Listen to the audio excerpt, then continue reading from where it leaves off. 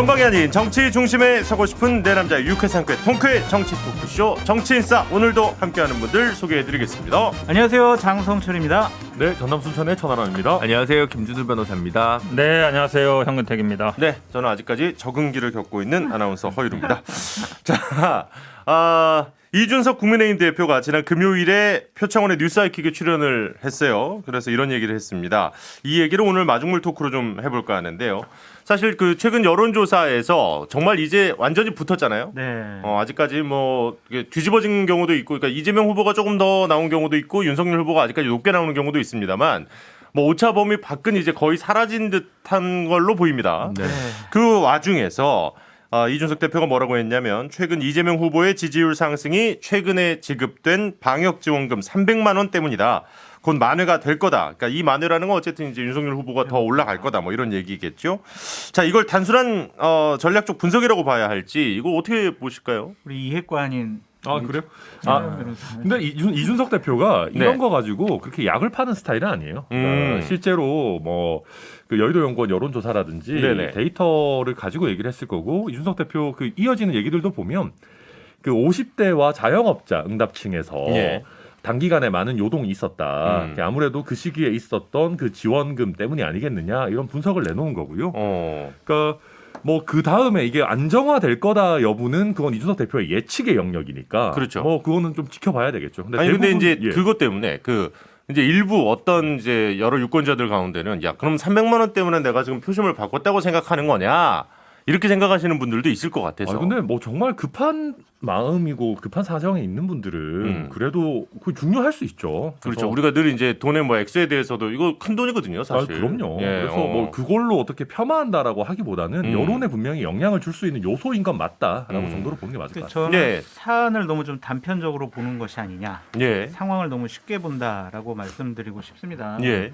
그러니까 자영업자층에 대한 여론조사를 세부적으로 분석을 해보면 추경이 통과된 이후에요, 뒤집혔어요. 그러니까 이재명 후보가 이기는 걸로 나오고, 예. 저는 되게 유의하게 보는 게 뭐냐면 TK, PK가 국민의힘 윤석열 후보의 주요한 지역 지지 기반인데, 그렇죠. TK 같은 경우에는 60이 아직 안 되고, 예. PK 같은 경우에는 50이 안 돼요. 예. 이거는 지속되는 거거든요. 이 사안에 대해서 심각하게 생각해야지. 300만 원 때문에 곧 우린 뭐 회복할 거예요, 이렇게 잠깐 올라갔으니까 금방 내려올 거야, 이렇게 보기에는 네. 녹록지 않다. 그거보다는 이제 주요한 지지 기반에서 치고 못 올라오는 것, 원래 어느 정도 수준까지 받아야 되는데 그 정도도 못 받고 있다는 것이 심각해 보입니다. 아니, 그런데 또 최근 이어서 같이 얘기 좀 드릴게요. 예, 김재섭 국민의힘 전 비대위원도 그런 얘기 했다가, 물론 본인은 이 의도가 아니었다, 왜 앞에만 잘라서 얘기하느냐 했지만, 우리가 늘 얘기하지 않습니까? 정치에서 이 다운표가 어떻게 붙느냐 되게 중요하다 얘기를 했는데, 자영업자는 늘 힘든데 왜 지금 추경을 하냐, 약간 이런 이야기가 또 한동안 상당히 화제가 됐었어요. 그러니까 제가 볼 때는 일주일 사이에, 그러니까 윤석열 낙승론에서 다시 접전론으로 전반적인 분위기가 싹 바뀌었잖아요. MBS 뭐 지표조사 이런 것도 9%에서 2%로 붙고 뭐 이렇게 쭉 됐습니다.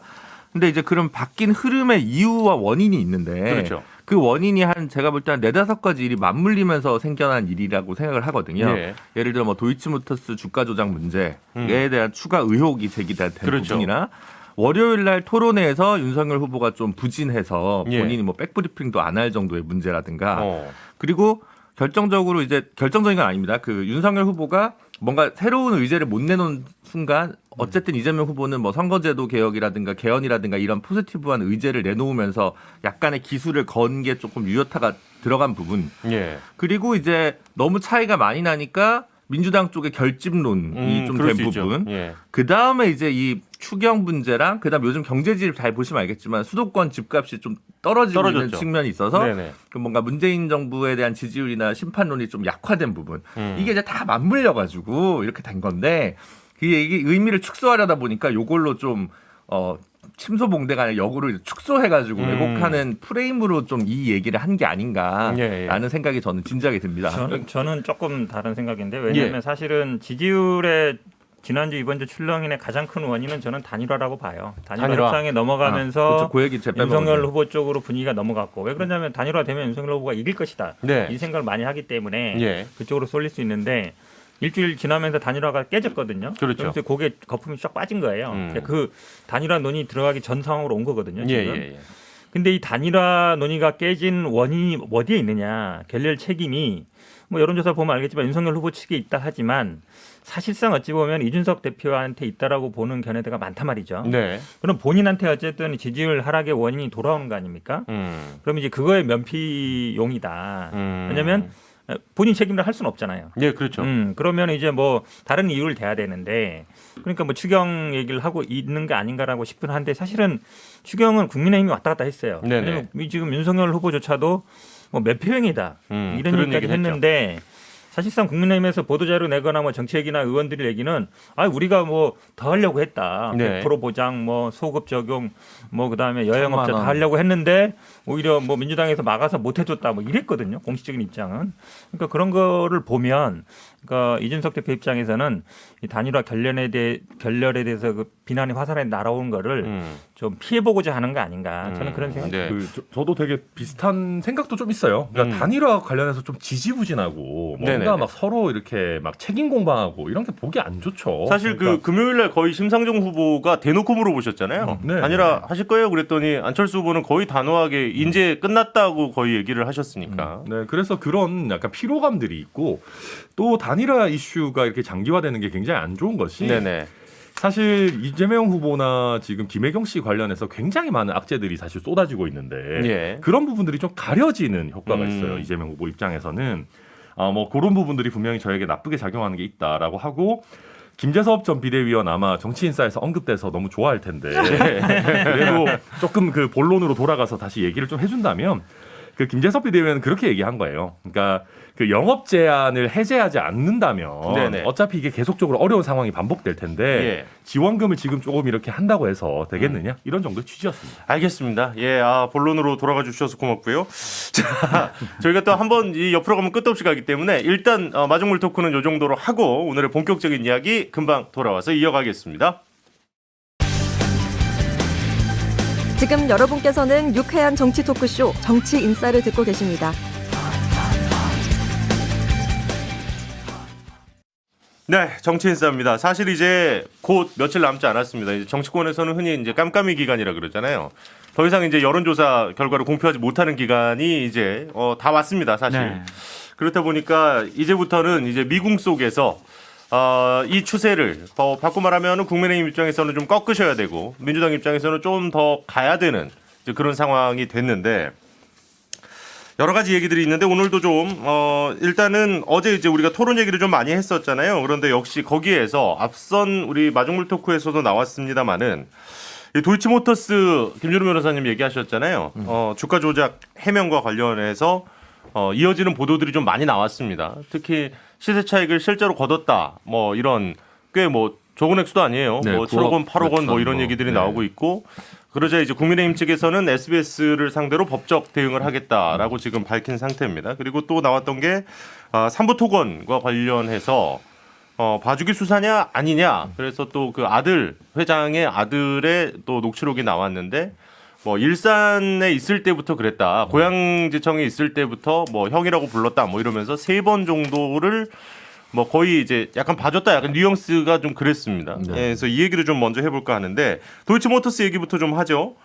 계좌가 1개가 아니라 이제 6개라는 거고 9억 원대의 차익을 얻었고 이정필 씨 그러니까 흔히 우리가 말하는 선수와의 관계가 끊어졌는데도 주식 거래를 했다. 뭐 이런 거 아니겠습니까? 네. SBS 보도 자체는. 기본적으로 사실관계가 이제 공소장이 국회를 통해서 언론에 공개되면서 예. 이제 새로운 보도들이 쏟아져 나왔죠. 작년 경선 때는 4천만 원 정도 손해를 봤다라고 윤석열 후보가 해명을 했었는데 올해 1월에 JTBC인가요? 거기 보도에서 세금 낸 걸 보니 김건희 씨가 좀 어느 정도 이익을 본 것 같다라는 네. 보도가 한번 나왔다가 이번에 공소장을 통해서 뭐 특정 기간이지만 그 기간 동안은 한 9억 넘게 이익을 본 것 같다라고 이제 보도가 이제 나오기 시작하면서 그렇다면 검찰이 조금 적극적으로 왜 수사를 안 하는 거냐라는 부분 하나와 다른 하나는 왜 해명이 자꾸 틀리냐 윤석열 후보가 이 두 가지 축에서 이제 이야기가 좀 나오는 것 같습니다. 네네네. 어쨌든 좀 새로운 얘기고 그러니까 새로운 증거들이 나온 상황에서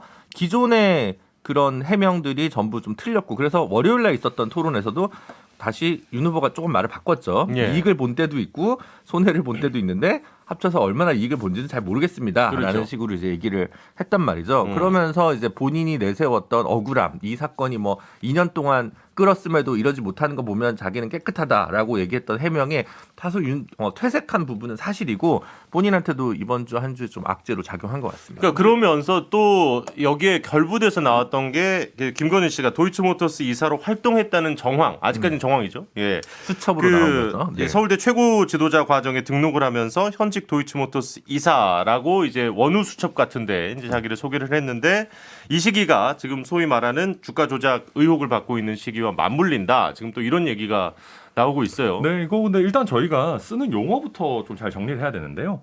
그 수익을 봤다라는 표현이 과연 적절한지 모르겠습니다. 네네. 그러니까 무슨 얘기냐면 뭐 저도 저희 가족도 주식 투자를 합니다만은 예. 미실현 이익까지 포함하면 저도 굉장히 부자가 됐을 거거든요. 미실현 이익까지. 예, 쉽게 얘기하면 9억 상당의 주식이 올랐지만 그때 팔아서 그 수익을 실현한 건 아니에요. 그렇죠. 그러니까 그 기간 동안 주가가 올랐었다라는 뭐 얘기고. 고점만 놓고 보면 누구나 살 수 있죠. 그런데 저도- 언제 파느냐가 중요하니까. 저도 굉장히 부자일 거예요. 만약에 예, 예. 그걸 모두 다 수익이라고 친다면.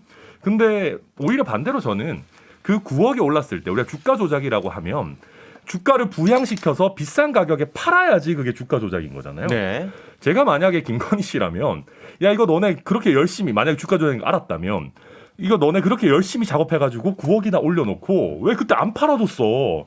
지금 나가지고 장난치냐? 나 이용한 거냐?라고 했을 것 같아요. 근데 이제 주가 조작이라는 거는 여기서 짚고 넘어가야 될 게 네. 이익을 봐야 문제는 아니긴 합니다. 아 그럼요. 근데 이제 네. 주가 조작이라고 하려면 우리가 늘 얘기하는 거지만 단순히 1인 매매를 해달라고 주는 것만으로는 부족하고 그렇죠. 주가 조작을 한다라는 걸 알고 그걸 맡겨야 되는 네네. 거거든요.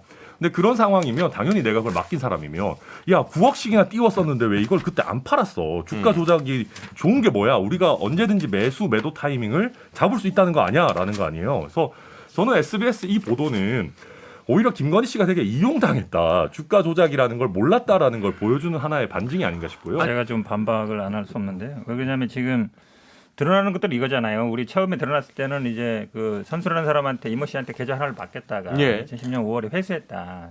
한 4천 손해봤다. 이거잖아요. 처음 해명은 그렇죠. 그거였죠. 그런데 지금 보니까 그 이후에, 그러니까 2010년 5월 이후에도, 그러니까 주식 계좌가 4-5개 있었다는 거 아닙니까? 예. 2개는 본인이 직접 하고 2개는 다른 선수 이모 씨한테 맡겼다는 거잖아요. 그 그거는 확인된 바 없어요. 지금 그거는 이제 보도에 그렇게 나온 적이 있습니다. 보도에. 예, 그렇게 본다 저희는 그러면 인정하고 있는 건 아닙니다. 뭐 인정 여부를 떠나서 어쨌든 언론 보도에 나왔기 때문에 저도 뭐 팩트는 그걸 보고 하는 건데 그러면 당초에 2010년 5월에 거래 끝냈다는 게 아니라 왜냐면 예. 지금 이게 주가 조작이 1기, 2기로 나뉘는데 2010년 9월 기준으로 그 앞에는 1기고 그 이후는 2후인데 그 이후에도 계속 거래를 했다는 거예요. 예. 그리고 지금 말씀처럼 물론 뭐 SBS 같은 경우 특정 시점을 잡긴 했습니다만 그게 한참 이제 주가 조작이 이루어지던 시기거든요.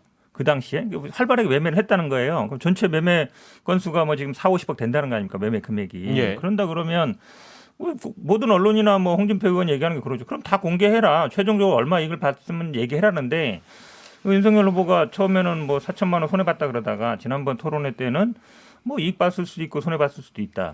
정확하게 금액은 모르겠다. 정확하게 그러면 모르겠다 그러잖아요. 근데 예. 이거는 주식하는 사람들은 알아요. 그냥 그 종목만 딱 찍어가지고 찍는다는 표현은 이상하지만 어쨌든 그 홈트레이드나 거기 가서 쭉 뽑으면 나오거든요. 예. 한 번에 나올 수 있어요. 그러면 얼마 이익 받는지 손해 받는지 아는 거 어렵지 않습니다. 그 한 종목에 대해서는 그렇게 하면 되는데 그걸 안 하고 자꾸 뭐 말을 돌리고 있는 거죠. 그리고 SBS 보도는 잠깐만 제가 정교수 좀 죄송합니다. 뭐라고 나온 거냐면 이제 그때 10월부터 그 다음에 1월까지 쭉 사다가 쭉 팔아가지고 그때 본 이익으로는 9억 4천 정도 됐다는 거거든요. 그래서 지금 미실현 이익 어쩌고 얘기를 지금 천하람 변호사님 해주셨는데 어쨌든 보도된 내용에 따르면 이익을 그때 봤다는 거고 네. 그 다음에 중간에 이 작전 세력이 여러가 붙어 있으면 누군가는 계좌상으로는 손해를 볼 수 있습니다. 이익을 나중에 어떻게 쉐어할지는 모르는 거예요. 네네. 문제는 작전이 들어간 시기에 시세 조정 행위나 또는 고가 매수, 허위 매수 이런 것들을 굉장히 의심해 볼 만한 정황이 상당히 많았다는 게 수사 결과였다는 것이고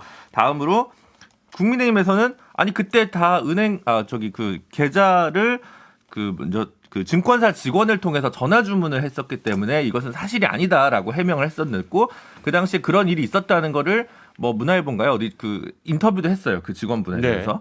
근데 또 홈트레이드 시스템으로 통해서 그 주문을 한 정황이 또 35건이나 있었거든요. 그럼 뉴스타파 보도였죠. 예전에 경선 때 보시면 이정필 씨한테 처음 1차 시기에 맡겼을 때도 대리인만 줬다는 거예요. 대리인은 이제 대리인으로 등록을 하면 전화 주문을 할 수 있죠. 그렇죠. 근데 홈트레이드 시스템이면 공인인증서 같은 걸 맡겨가지고 하든가 아니면 본인이 했든가 둘 중에 하나여야 하는데 네. 공인인증서 같은 걸 맡긴 적은 없다라고 윤석열 후보가 경선 때 얘기했던 거란 말이에요. 그럼 지금 이미 국민의힘 해명이 틀려요. 그러니까 이제 뭐 보도에 의해서 어느 정도까지 뭐가 해서 뭐 죄가 되는지 안 되는지는 더 밝혀져야 되는 거지만 국민의힘 대응이 석연치 않다라는 부분은 분명하다는 거죠. 천하람 변호사님하고 예. 저 윤석열 후보에게 미안하지만 이 도이치모터스 주가 조작 사건과 관련해서는 뭔가 있는 것 같아요. 왜냐하면 저희가 어떤 일을 의심을 할 때 예. 제일 첫 번째 의심의 기준이 뭐냐면 해명이 달라질 때, 자꾸 말이 바뀔 때, 그럴 때 의심을 하거든요. 그러니까 이 부분과 관련해서는 계속적으로 윤석열 후보와 선대위에서의 해명과 말들이 달라져요. 예. 그렇다면 이것은 상당히 뭔가 감추고 싶어 하는 것이 있는 것이 아니냐라고 판단할 수밖에 없고, 또한 이 도이치모터스 주가 조작 사건 때문에 상당히 오랜 기간 동안 논란이 되고 있잖아요. 그렇죠. 꽤 길었어요. 네, 그러면은요, 자신 있으면 이거를 완벽하게 해명을 해야 돼요. 자, 우리 증권계좌 이런 거 있었고 거래 이렇게 했고 수익 얼마 났고 이랬는데 우리 주가 조작 안 했어요. 라고 명확하게 본인들이 가진 입증 자료를 가지고 기자회견이나 발표 자료를 해야 되는데 그런 거 없이 되게 수세적인 방어와 공세를 하고 있거든요. 예. 뭐 한 건 나오면 그거 아니에요. 이런 식으로 대응을 한다라는 것은 선거 때까지 이 부분은 좀 언급하기 싫어하는 거다. 그러니까 사실 이 얘기가 처음 나온 거를 우리가 좀 되짚어 보면 이게 이제 홍준표 후보 예비 후보와의 경선 과정에서 좀 크게 불거졌던 거 아니에요. 그래서 계좌 그럼 오픈해라 그랬더니 계좌 오픈을 하긴 했어요. 근데 이제 그 기간이 조금 되게 한정적이어서 홍준표 당시 후보 측에서도 아니 이것만 오픈하면 무슨 의미가 있냐 약간 이렇게 되면서 그렇죠. 그 얘기가 지금까지 온 거거든요. 조금만 더 얘기할게요. 그래서 뭐 다른 계좌에서 거래를 했다라는 것도 의혹도 나오고 있고 손해를 봐서 수익이 별로 없어서 우리는 주가 조작을 안 했어요라는 것도 입증이 안 되는 것 같아요. 하지만 되게 의심스러운 거는 검찰이 윤석열 검찰총장이 작년 3월 달에 그만두고 나와서 예. 이 부분과 관련해서는 면밀하게 들여다봤을 거예요. 네네네. 근데 왜 아직도 왜 기소를 못했느냐? 그럼 뭔가 없는 거 아니냐? 이렇게 판단해 볼 수도 있죠. 그러니까 그리고 저는 이게 뭐 말씀하신 것처럼 뭐가 나오면 약간 코끼리 다리 만지는 식으로 대응했던 예. 거는 맞는 것 같아요. 근데 이게 일단 왜 그러면 그 기간만 공개했느냐? 주가 조작 기간이라고 의심되는 기간에 대해서 최강욱 의원이 얘기한 거에 대해서 거기 한정된 자료를 공개한 거예요. 그러니까 그 이후에도 국민의힘의 기본적인 그 대응이 크게 달라지진 않았어요. 예. 그러니까 1인 매매 기간 동안에는 좀 손실 받고 그 다음에 다시 김건희 씨가 해당 계좌들을 돌려달라고 해서 자기가 이제 다시 가져온 다음에는 이게 투자된 돈이 엄청 크잖아요. 한 20억 정도 되니까. 네.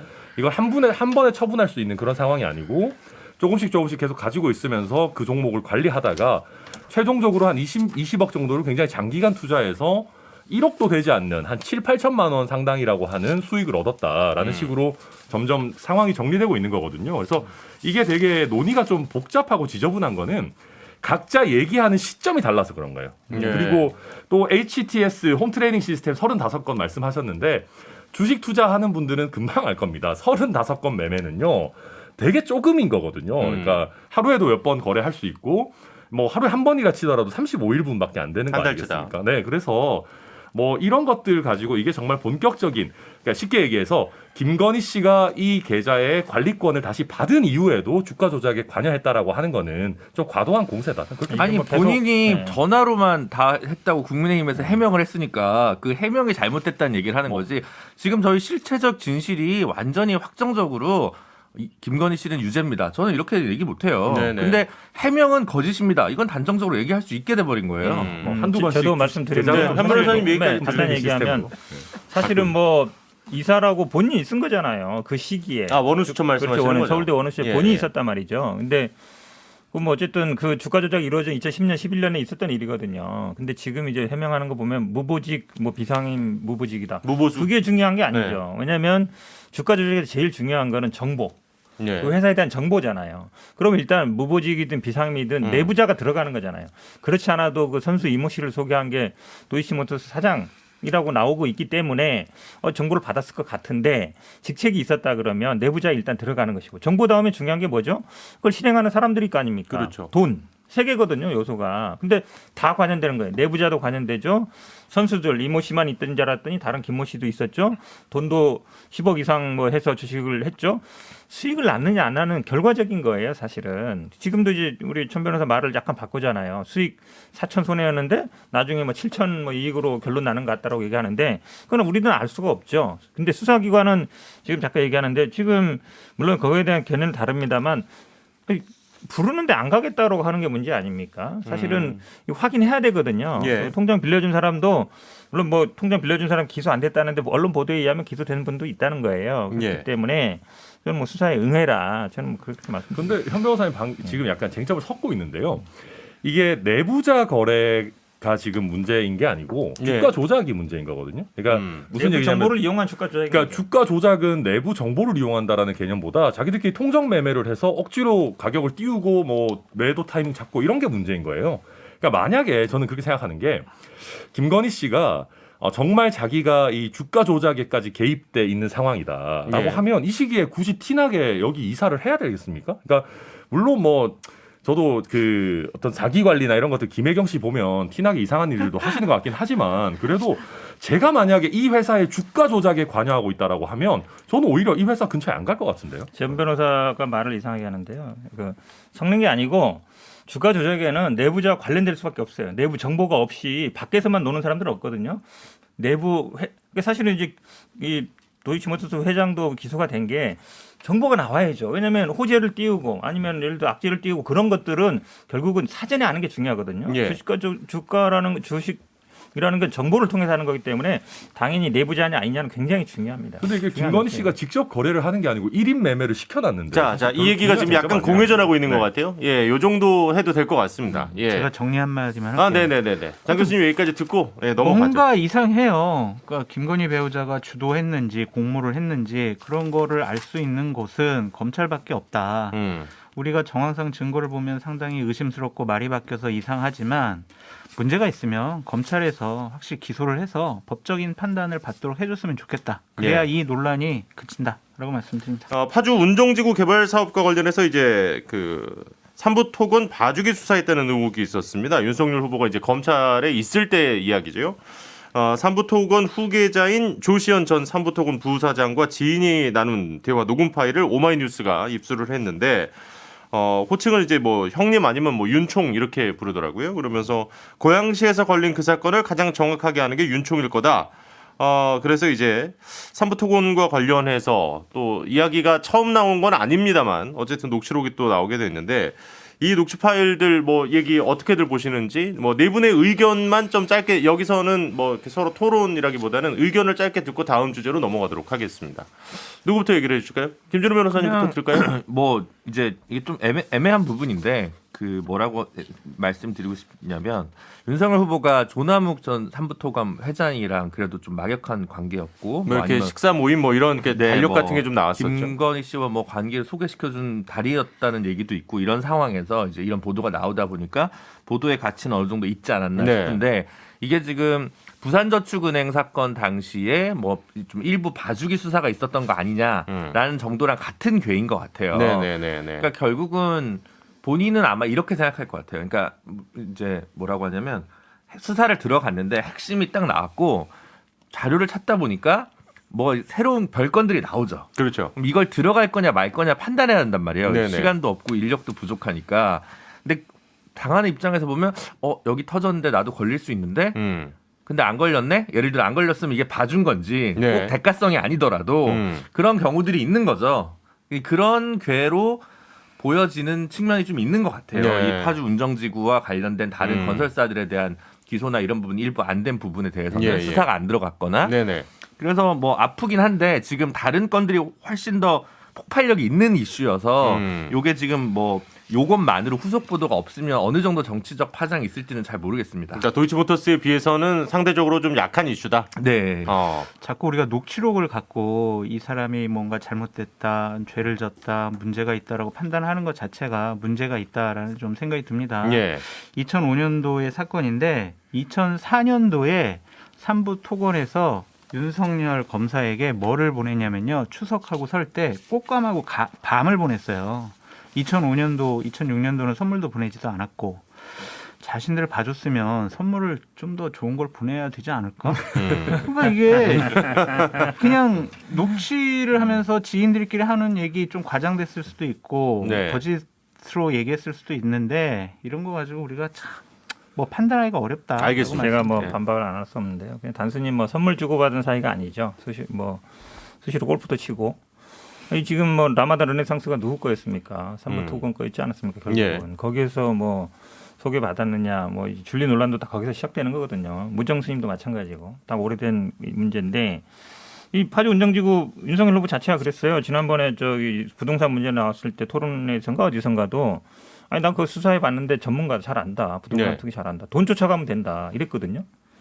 근데 사실 여기서 이 삼부토건이 뭐 시행사 겸 공동 시행사 이런 데 동업 계약도 했다는 거 아닙니까? 근데 다른 회사들은 이게 뭐냐면 이제 그 매매 계약서나 이런 걸 위조해 가지고 허위로 작성해서 왜냐면 그 이 특정 시점 이전에 계약을 해야만이 그게 이제 뭐 분양을 받거나 아니면은 뭐 이렇게 돼 있는데 그거를 앞당겨서 한 거거든요. 예. 근데 거기에 시공사 겸 공동 시행사였는데 다른 작은 회사들은 다 기소가 됐는데 기소가 안 됐어요. 네. 3부만.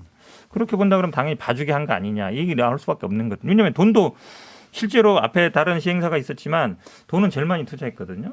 그럼 돈을 쫓아가지 않은 거예요. 그러니까 기본적으로 수사에서 본인은 돈을 쫓아가야 된다고 했던 사람이 돈을 제일 많이 투자한 사람을 기소 안 했으니까 당연히 의심할 수밖에 없는 거죠. 천 변호사님 여기까지 드릴게요. 네? 이거는 저는 뭐 구체성이 너무 없어요. 구체성이 너무 없고 자기들끼리 한 얘기고 저는 그런 거라고 봅니다. 부산저축은행 관련한 논란도 비슷한데요. 예. 범죄자들은 자기들이 잘못한 걸 알고 있기 때문에 검찰에서 그걸 잘 못 밝혀내거나 후속 수사를 안 하면 봐줬나? 라고 자기들끼리 생각할 수 있어요. 그거는 자기들이 도둑이 재발 저리는 심리의 연장일 수 있고요. 그러니까 과도한 공세들인 경우가 많죠. 예컨대 저도 이 삼부토건은 너무 구체성이 없어서 잘 모르겠는데 부산저축은행 같은 경우도 그런 거예요. 그때 당시 수사받은 관계자들이 한 3,300명 됩니다. 그리고 윤석열 후보가 중수 이과장이었는데 그때 밑에 있던 자기 수사 검사랑 수사관 인력이 한 130명 정도 돼요. 예. 그러면 이 모든 사람들 그때 당시에 조사받은 사람들 중에 빠져나간 사람들이 분명히 많이 있을 거예요. 그걸 뭐 윤석열 후보에게 다 봐주기를 했다. 이런 것들은 좀 과도한 공세다. 이게 토론회에서 쟁점이 됐는데요. 사실은 이제 윤석열 후보가 그랬잖아요. 일반 대출, 그러니까 SPC 관련 대출에 대한 것만 수사했고 일반 대출 한 게 없다 이랬는데 바로 나왔습니다. 일반 대출 중에 두 군데. 그러니까 수원 망포동 시행사인 세움, 구로동 독산동 상가 개발했던 송유산업개발 두 개는 일반 대출이었거든요. 기소했어요.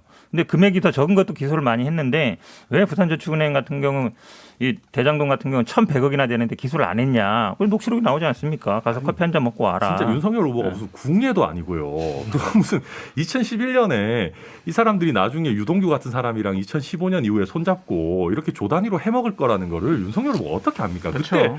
그때 수사 기록을 다 봐서 다른 일반 대출에 비해서 이게 어느 정도의 혐의점이 있었는지 아는 게 아니면 맞아요. 그냥 정치 공세에 불과한 거예요. 2015년, 16년에 똑같은 사건 가지고도 수원지검에서 기소해서 처벌을 받았거든요. 왜 2011년에 수사가 안 알겠습니다. 되냐고요. 알겠습니다. 요 정도 하시죠.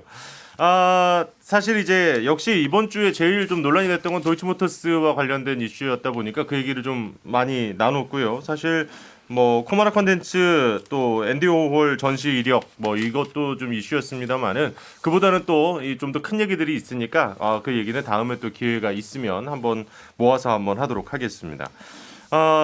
지금 이재명 후보 측의 선거 공보물이 논란이 되고 있어요.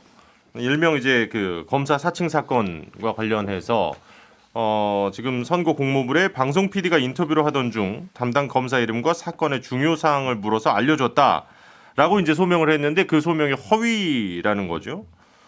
검사 사칭 사건의 당사자인 KBS 최철호 PD가 기자회견까지 했습니다.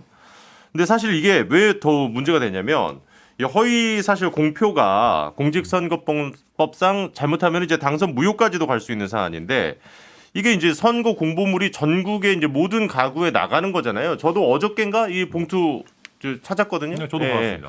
일단은 저 두 분 얘기 듣고 현 변호사님께도 시간을 좀 드려야 될 것 같아요. 전하는 변호사님. 그러니까 장 교수님. 뭔가를 이재명 후보가 감추려고 하는 것으로 보여져요. 좋아요. 그냥 논쟁이 있어요. 뭐 이재명 후보 말이 옳을 수도 있고 최철호 PD 말이 옳을 수가 있는데 사법적인 판단에서는 이재명 후보가 벌금 150만 원 받았잖아요. 네네.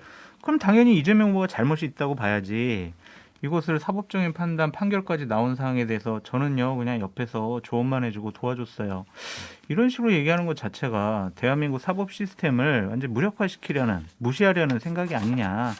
그냥 잘못한 거 잘못했다고 하면 되죠. 누가 검사 사칭한 거 알잖아요. 다 국민들이 다 범죄 일람편 다 나오는 것이기 때문에 이런 걸 왜 속이려고 했는지 이해가 되지 않습니다. 그러니까 저도 일단 그거 보고 처음 든 생각은 되게 구질구질하다. 이걸 뭘 이렇게 쏙 쓰고 있냐라는 생각이 처음 들었고 네. 두 번째로 이거는 판결이 있어요. 그러니까 이 지금 최철호 PD의 말만 있는 거라면 그 양쪽의 얘기가 서로 다르다 이런 식으로 넘어갈 수가 있는데 네네.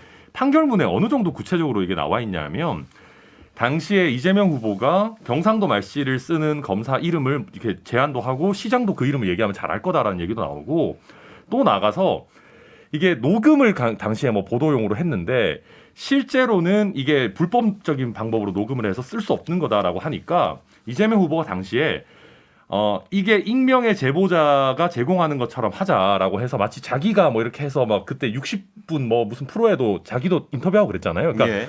이 전체적으로 이재명 후보가 당시에 굉장히 적극적인 역할을 많이 했다라는 게 판결문에서 쭉 나오고 최철호 PD도 방송에서 판결문 내용이 맞다 인터뷰에서 얘기를 했기 때문에 이거는 저는 일단 정치적으로 봤을 때 좀 뭐라고 하는 것도 구질구질한 것뿐만 아니라 이게 이런 위험한 허위의 사실을 왜 공보물에까지 쓰시는지 저는 좀 잘 이해가 안 됩니다. 뭐가 위험한 허위의 사실인지 모르겠는데요. 이게 무죄를 뭐 유죄를 무죄라 한 것도 아니고 그런 판결이 있었다라고 적시한 거고요. 보시면 알겠지만 사실관계는 그렇습니다. 인터뷰를 한 게 이재명 후보가 아니에요. 그 그렇죠. PD가 한 겁니다. 최 PD가 한 거죠. PD가 한 거예요. 네네. 그럼 인터뷰하면서 기자를 사칭한 게 누굽니까? 기자를 사칭한 검사를 사칭한 게 PD예요. 근데 PD와 같이 이제 공범 관계거든요. 뭐 번호도 알려주고 뭐 알려줬다 그분이 된 건데 그렇죠. 사실은 이 부분이 사실은 지난번 경기지사 때도 문제가 됐었습니다. 근데 예. 그때 그 당시에도 그렇게 했죠. 자기는 이제 뭐 누명을 썼다고 얘기했는데 그게 결국은 기소된 거예요. 허위 사실을 해서. 네. 근데 무죄를 받았거든요. 그러니까 당연히 두 사람이 전화한 사람 누가 검사를 사칭한 거죠? 전화해서 인터뷰한 사람이 사칭한 거 맞잖아요. 예. 맞잖아요. 뭐 예를 들어서 전화를 이재명 후보가 했다 그러면 이재명 후보가 사칭한 게 주범이 되는 거죠. 근데 어쨌든 둘이 뭐 공범 관계이기 때문에 무죄를 다투다가 유죄를 받은 것이고 그래서 뭐가 허위라는 건지 저는 모르겠습니다. 왜냐하면 그거를 이게 만약 범죄 문제되는 데는 소명을 합니다. 본인 입장에서. 네. 그래서 그렇게 썼잖아요. 지금도 보면 뭐 이런 사실이 있었지만 법정 다툼 끝에 결국 검사 사칭을 도운 것으로 판결됐다. 그렇게 쓴 거거든요. 그럼 뭐가 허위라는 거예요? 근데 최철호 PD는 선고유예 받았고 그 이재명 당시 변호사 같은 경우에는 벌금을 받았단 말이에요. 예. 그러면은 책임은 이재명 후보에게 더 많이 있다고 봐야 될 것이고 공동 당시에 정보죠. 함께 있었던 카메라 감독님이나 오디오 감독 같은 경우도 같은 수준으로 증언을 해줬기 때문에 이재명 변호사가 당시 이렇게 벌금 150만 원 받은 거 아니겠습니까? 제가 보기에는 주도를 했다라는 것은 선고유예는요. 선고유예 받았으면은 본인의 혐의를 인정했을 가능성이 많아요. 보통은 자백하는 경우 선고유예를 해주거든요. 네. 부인하는 경우 안 해줍니다. 근데 이재명 후보는 끝까지 다퉜을 거예요. 본인은 무죄라고.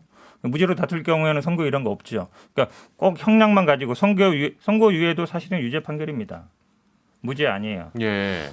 그렇죠. 그러니까 이제 약간 보면 최철호 PD도 다른 곳에서 공보물 이외에도 이 사건 관련해서 이재명 후보가 해명하는 과정에서의 언행들도 같이 문제 삼고 있는 것 같아요. 그래서 네. 주장이 좀 뒤섞여 있는 부분이 있는 것 같고 그리고 이제 또 그런 것도 있어요. 예를 들어 예전에 뭐 무슨 소명 과정에서 예를 들면 무슨 법 위반이다, 도로교통법 위반이다 이렇게 돼 있는데 네. 뭐 무슨 집회 시위 도중에 뭐 구호를 외치다가 뭐 구속되었음. 예를 들어 민주화운동 과정에서 네네네네. 했던 분들이 이런 해명을 하거든요. 그렇죠. 그러니까 그거는 대부분 일방적인 주장일 수도 있어요. 유죄 나왔는데 뭐 무죄라는 거 아니지 않냐 그런 식으로 이제 조금 자신들의 주장이 들어가는 부분이 있어서 이거 뭐 전부 다 허위다 이렇다기보다는 그래도 조금 더 깔끔하게 썼으면 좋지 않았을까라는 생각이 들어서 왜냐면 어차피 오랫동안 알려진 사실이고 네, 이 그렇죠. 자체가 선거에서 큰 쟁점이 될 것도 아니었는데 조금 깔끔하게 썼으면 더 좋았겠다. 사실 이제 본인의 그 유죄, 그러니까 그 전에 있었던 전과와 관련했던 부분은 뭐 정치인사에 나오셨을 때도 우리가 이재명 후보와 이야기를 나눈 바가 분명히 있기 때문에 알겠습니다. 이거 뭐, 같아요. 하여튼 한마디로 네. 나는 주도하지 않았다. 이거를 좀 강조하기 위해서 이렇게 좀 애매모호하게 표현하시지 않았느냐라는 생각도 듭니다. 뭐 알겠습니다. 시청자 여러분들께서 이 부분은 이 정도 얘기 나눴으면 판단하실 수 있을 거라고 보고요. 그런데 저는 이것도 지금 조금 얘기가 시끄러워질 수 있을 것 같아요. 박범계 법무부 장관이 지금 이재명 더불어민주당 대통령 후보 선거 운동용 단체 채팅방, 그러니까 단톡방이죠, 뭐. 네. 지금 뭐 사실 한두 개겠습니까? 단톡방이 뭐 500개, 1000개 있을 거예요, 사실. 그렇긴 한데 네. 문제는 이제 법무부 장관이 그 안에 포함이 돼 있었다.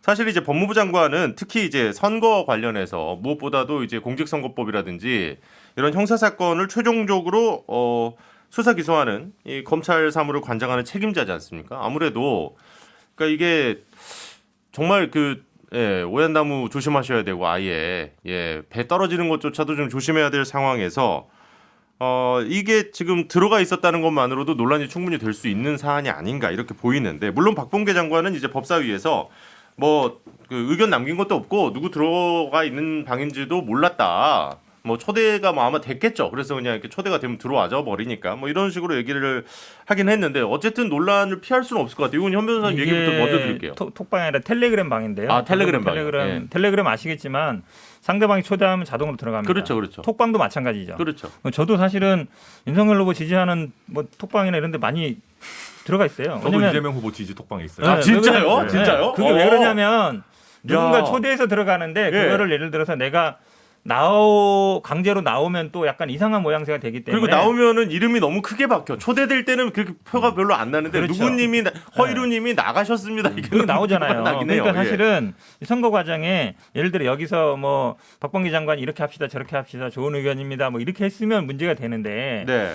본인은 그냥 가만히 있었는데 누군가를 초대해서 텔방에 들어갔단 말이에요.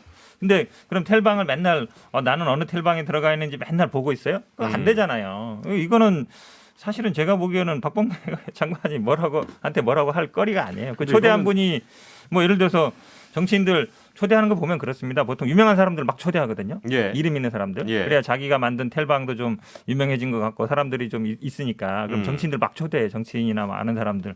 근데 그 초대에 대해서 다 매몰차게 다 빠져나가고 그러지 못하거든요. 선거 과정에는. 그런 그냥 부분이 일반 있습니다. 정치인이면 현 변호사님 말씀이 다 맞죠.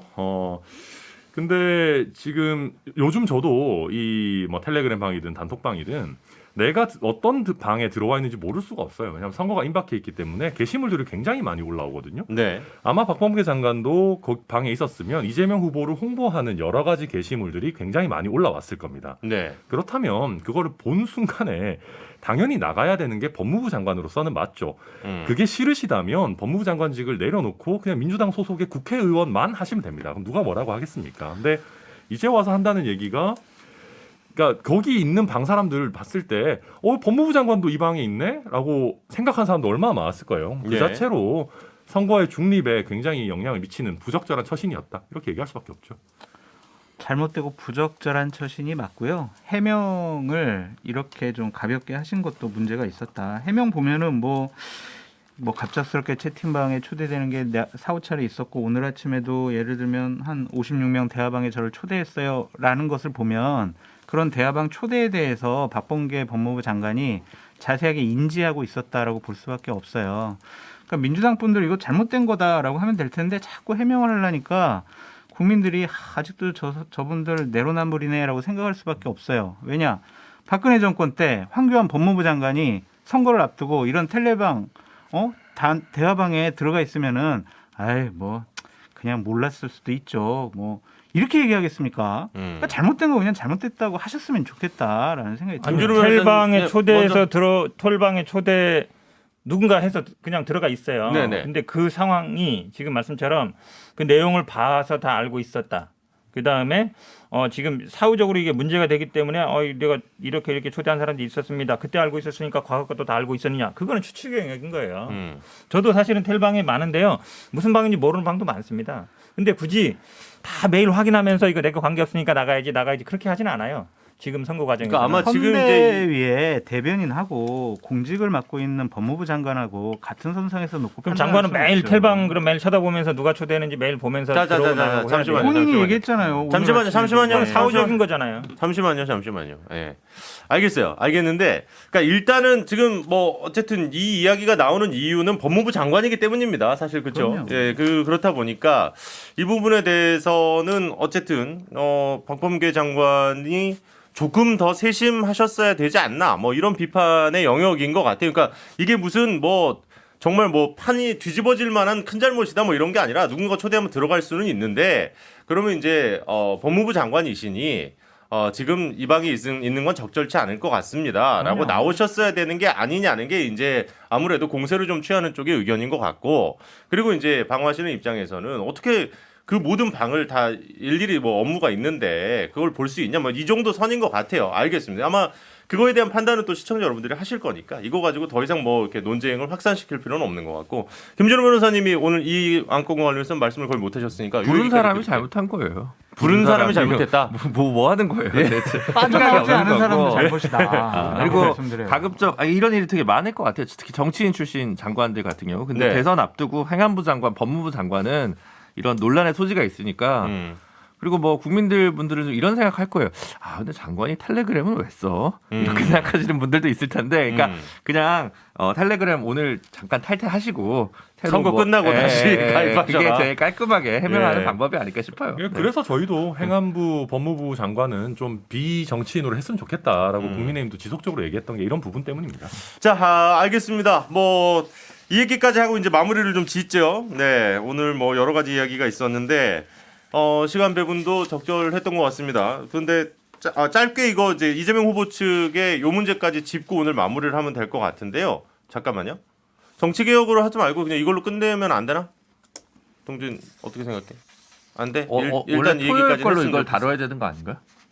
이 얘기까지 했으면 좋겠어. 오케이. 뭘 해야 돼? 이거 아니 3번. 3번. 이거는 토요일 걸로 다뤄야 되는 게 맞는 것 같은데. 조금. 아니 근데 토요일 날 우리 오늘 이따 생방에서 분명히 시간이 없을 거예요. 시간 분명히 늘어져. 이 얘기 하고 갈게요. 바로 갈게요. 자, 이 얘기까지 하고 마무리하도록 하겠습니다. 송영길 대표가 뭐 국민 통합을 위한 정치 개혁안이라면서 몇 가지 개혁안을 내놨습니다. 대통령 4년 중임제, 뭐 대선 결선 투표제, 다당제 보장을 위한 국회의원 연동형 비례제와 권역별 비례대표제 도입. 그러니까 어쨌든 선거를 앞두고 특히 저는 좀 관심이 갔던 게 대선 결선 투표제하고요. 그러니까 위성정당 아예 못하게 법으로 이제 하자. 뭐 이제 이런 얘기입니다. 사실 뭐 이렇게 말이 어렵습니다만, 이제 정의당 쪽에서는 그러니까 일단 하시라고요. 이제 이런 입장이신 것 같고 말로만 자꾸 그러지 말고 일단 하시고 얘기하라고요. 그리고 이제 이재명 후보 측 입장에서는 아마 안철수 후보와 심상정 후보는 동의하시는 것 같고 윤석열 후보는 일단 동의 안 하시는 거죠. 이제 약간 이런 분위기였습니다. 이 안건 뭐 일단은 어떻게 보셨는지도 좀 궁금합니다. 이 타이밍 자체는 어쨌든 선거를 앞두고 쓸 수 있는 카드를 쓴 게 아닌가 뭐 이렇게 보이기도 하고요. 지금 대선판이 네거티브가 횡행하고 있는데 이렇게 정치 개혁과 선거제도 개혁이라는 거대한 담론을 던진 것 자체는 의미가 있지만 네. 시점상의 문제와 진정성의 문제를 제기하고 싶습니다. 선거 13일 남겨놓고 이거 논의하자 그러면 어떻게 이걸 논의를 할 수가 있겠느냐. 논의할 시간이 현실적으로 없다. 라는 생각이고 네. 본인들이 지난달 25일 날 민주당의 기득권을 내려놓겠습니다라고 하면서 윤미향 이상득 의원 제명 처리하려고 했었고요. 네네. 사성 금지 이것도 발표를 했었는데 아무런 후속 조치가 없고 제명 조치도 못했어요. 그러니까 안철수 후보나 심상정 후보는 하려면 하시라라는 거잖아요. 그러니까 뭘 좀 보여주고 얘기해라. 믿지 못하겠다는 거예요. 네. 그냥 선거에서 표를 얻기 위한 꼼수가 아니냐. 진정성 있게 믿을 만한 행동과 말과 약속을 지켜야 한다라는 차원으로 보입니다. 전 변호사님? 네, 뭐 마찬가지죠. 저는 이게 민주당이 요새 그 약간 러브콜의 일환인 것 같아요. 뭐 안철수 후보, 심상정 후보, 심지어 조원진 후보한테까지 이렇게 네. 해서 우리가 최대한 정치적으로 그 소수 정당이라고 할 수 있는 곳들의 그런 움직일 수 있는 공간을 열 테니 손을 잡자라고 하는 얘기인데 어쨌든 그러니까 다당제를 계속 그 할 수 있는 장을 만들겠다 뭐 이제 이런 액션인 거죠. 네, 그런 건데 이제 이게 믿을 수 있느냐 하는 문제예요. 방금 장 교수님 잘 말씀하셨죠. 그러니까 민주당이 본인들의 특권을 내려놔야 되는 겁니다. 사실 이렇게 하려면 그러니까 선거 제도 개편이 굉장히 이게 중요하고 큰 프로젝트인데 말씀하신 것처럼 그 586 퇴진도 자기들이 굉장히 크게 드라이브를 걸었는데 송영길 대표 말고는 아무도 따라붙는 분들이 없단 말이에요. 그러면 지금 180석 갖고 계시기 때문에 이런 거는 언제든지 하실 수 있는데 본인들 특권이라고는 1g도 내려놓지 않는 분들이 과연 이거를 하시겠느냐? 신뢰의 문제죠, 결국. 우리 김준우 변호사 먼저 한 다음에 이게 뭐 여러 가지 측면에서 좀 봐야 돼요. 일단은 늦었죠. 일단 늦었습니다. 늦었고 오히려 자기가 잘 나갈 때 이런 거를 특권이나 뭐 기득권을 내려놓는 모습을 보여줘야 감동이 있는데 선거가 이제 좀 어려워지니까 이걸 내는 거 아니냐, 정량용 아니냐 이런 비판에서 자유로울 수는 없죠. 그러니까 선언만 아니라 뒤에 후속 실천이 중요해요. 어제도 조금 얘기했지만 그저께 토론회에서 그럼 의총이라도 열겠습니다라고 이재명 후보가 얘기했으니까 요거는 어떻게 살릴지는 즉 수요일 날 있는 다음 마지막 대선 토론 전까지 이걸 어떻게 살릴지는 민주당이 그 다음 후속 조치를 뭘 보여줘야 돼요. 그 다음에 원래 장경태 의원이 무슨 3선 이상 금지 이거 얘기했을 때는 당 안에서의 기득권 내려놓기 문제예요. 그렇죠. 근데 이번 건은 당이 기득권을 다른 당과 어떻게 나눌 거냐의 문제예요. 이게 좀 다르거든요. 그러니까 그걸 못한 거예요. 그 전까지. 그러니까 그런 문제가 있었다. 그래서 이거는 제가 뭐 작년에도 그랬어요. 정의당이랑 민주당 뭐가 가능한가요? 뭐 이랬을 때 어음은 안 되고 이제 현찰을 보여줘야 된다. 그렇죠. 근데 이번에도 어음이에요 아직. 그러니까 그리고 너무 늦었기 때문에 아마 뭐 정의당과 뭐 단일화 이런 건 안 될 겁니다. 다만 이제 이거를 후속을 어떻게 가져갈 거냐, 그리고 대선 결과와 상관없이 이 의제를 계속 그냥 진짜 할 거냐. 이거에 대한 일단 발의도 하고 하신다고 그러더라고요. 발의는 몇 가지 했어요. 그렇게 뭐 김영배 의원이 하고 뭐 민영배 의원이 위성정당 방지법 발의하고 기초의원 선거에서 3인 이상으로 하는 거 김영배 의원으로 발의하고 저는 다 체크하고 있죠. 하지만 발의가 전부가 아니다. 발의는 안 되고 통과. 왜냐하면 심상정 후보가 그거 지적했는데 여기까지만 얘기할게요. 3인 이상으로 기초의회를 하자. 요거는 사실은 시도의회 조례를 통해서 선거구를 그렇게 획정해도 그만인데 광역단체에서 전국적으로 79%의 의석을 가지고 있는 민주당이고 뭐 예를 들어 대전 같은 데는 뭐 22석 중에 21석이에요. 그러니까 이건 입법 개정도 필요 없이 몇몇 지역에서라도 전부 3인 이상으로 한다라고 결단해도 될 문제거든요. 심지어는. 근데 안 하잖아? 아니면 못 하잖아? 뭐 이런 부분이 있으니까 뭔가를 보여줘야 될 거예요. 3월 대선뿐만 아니라 6월 지방선거까지 바라보면서 이 기획이 가져가야 민주당이 다시 국민적 신뢰를 얻을 수 있다. 저 짧게만 보충해서 지적하고 싶은 게 듣고 마지막 멘트 현 변호사님 시간 드릴게요. 이 제안의 제목이 국민통합을 위한 정치개혁안인데 제안을 하시면서 뭐라고 했냐면 윤석열 후보 빼고 국민의힘 빼고 논의하자고 했어요. 어떻게 제1야당을 빼고 이렇게 국민통합을 위한 정치개혁안을 발의할 수가 있냐, 제기할 수가 있느냐. 이것도 그냥 본인들이 스스로 증명한 거죠. 선거에서 표를 얻기 위한 꼼수다. 근데 TV 토론에서 윤 후보님도 적극적 끼워주세요, 제발. 그러니까 안 넣으셔가지고.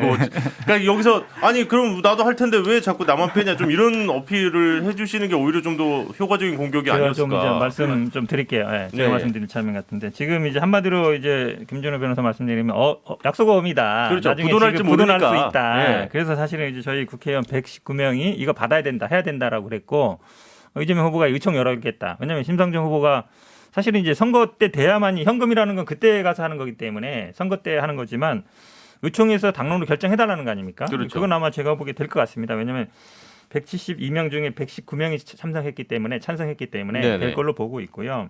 지금 말씀이 왜 윤석열 후보만 뺐냐? 저희들은 사실은 윤석열 후보도 포함할 수 있습니다. 왜냐하면 정치개혁에서는 다 포함되는 거거든요. 그래서 저희들이 국민의힘도 대연정이든 소연정이든 통합정부에 찬성하는 사람들은 들어와도 된다. 라는 얘기예요. 그러니까 정치개혁에 대한 화두는 윤석열 후보를 뭐 고립시키거나 이런 게 아니라 우리 정치가 너무 어쩌면 그동안 이 주제들은 다 나왔던 주제들이에요. 근데 이제 안 되고 있던 거거든요. 그런데 만약에 저희 당에서 당론을 결정하면 국민의힘에서도 뭐 당론 결정할 수 있는 것이고 그럼 입법하면 되지 않겠습니까? 그러니까 그런 거 보면 저는 참 그 민주당의 신뢰도가 참 많이 떨어졌다. 사실 당에서 하는 약속 중에 가장 높은 단계의 약속이 당헌입니다. 예. 헌법이라고 할 수 있는 건데 예전에 당헌으로 해놓은 것까지 바꿔가면서 박원순 오거돈 시장 이후에 후보를 냈었죠. 그러다 보니까 의총에서 한 약속 정도가 과연 무슨 의미가 있느냐 하는 거고 또 한 가지는 아까 장 교수님 잘 지적하셨는데요. 이런 그 연동형 비례제와 관련한 여러 논란들이 생긴 가장 큰 원인이 애초에 저걸 할 때 제1야당을 패싱했기 때문입니다. 우리 국회가 지금까지 많은 난장판들을 벌여왔지만 네네네. 최소한 선거의 룰과 관련된 거는 여당과 야당이 합의 처리하는 그런 여러 전통이 있었는데 그걸 무시하고 이렇게 되다 보니까 연동형 비례제가 이거 망가진 게 사실 누구 탓이다. 그 이렇게 저희가 되는 거죠. 총선 앞두고 이 얘기를 한 달을 했거든요. 우리가 예. 이 얘기를 한 달을 했잖아요. 그러니까 여기서 해서 그래서 어그러졌는데 그래서 여기서 네. 위성정당 만들고 따라 만들고 그랬더니 이제 화내고 그랬더니 아니다. 니네가 우리 패싱해가지고 우리도 어쩔 수 없이 만든 거다. 네. 뭐 이제 그래서 짧게 마무리하자면 마무리해 주세요. 네. 정의당 입장에서 의총 정도로는 믿기 어려울 거다. 이렇게 마무리. 심상정 후보가 의총이라도 해달라고 하니까 하는 거죠. 자, 과연 그러면은 정말 이것만 봅시다. 우리가 다음 주 수요일 날 3초 토론 앞두고 그 사이에 민주당 측에서 유의미한 이것과 관련한 어떤 액션이라든지 확실한 무언가를 보여주실 수 있을지도 이건 좀 관심 있게 지켜봐야 될 것 추험은 같은데. 제가 보기에 열릴 것 같고 될 수 있다고 보고 있습니다. 네, 알겠습니다. 예, 이거 역시 오늘도 예 길어지네요. 자, 오늘 아주 여러 가지 얘기했었죠. 뭐 주요 여야 대선 후보들과 관련한 의혹들부터 마지막에는 이제 정치 개혁 문제까지 이야기를 나눠봤습니다. 오늘도 네 분과 함께 했습니다. 우리 또 다음 주에 뵙겠습니다. 수고 많으셨습니다. 감사합니다.